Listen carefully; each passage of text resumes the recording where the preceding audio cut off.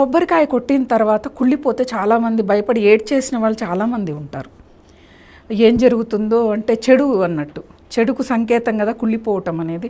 కుళ్ళిపోతే దాని తర్వాత స్థితి లేదన్నమాట, పడేయటమే దాని స్థితి. కానీ భయపడాల్సిన అవసరమూ లేదు. ప్రకృతి పరంగా వచ్చిన కొబ్బరికాయ లోపల ఎలా ఉంటుందో మనకు తెలియదు. తెలియదు కాబట్టి భగవంతుడికి సమర్పించాం. భగవంతుడికి తెలుసు కదా.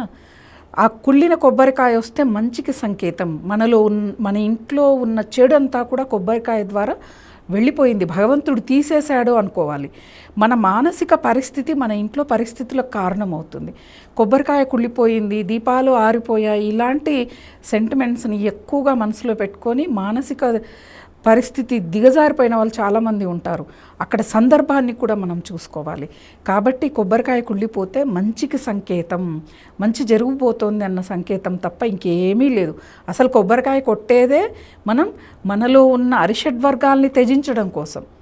అలాంటి ఆ కొబ్బరికాయ కుళ్ళిపోతే అరిషడ్వర్గాలు ఆ కొబ్బరి కుళ్ళిపోయిన దాంతో వెళ్ళిపోయింది అని చెప్పి మనం ఆనందపడాలి.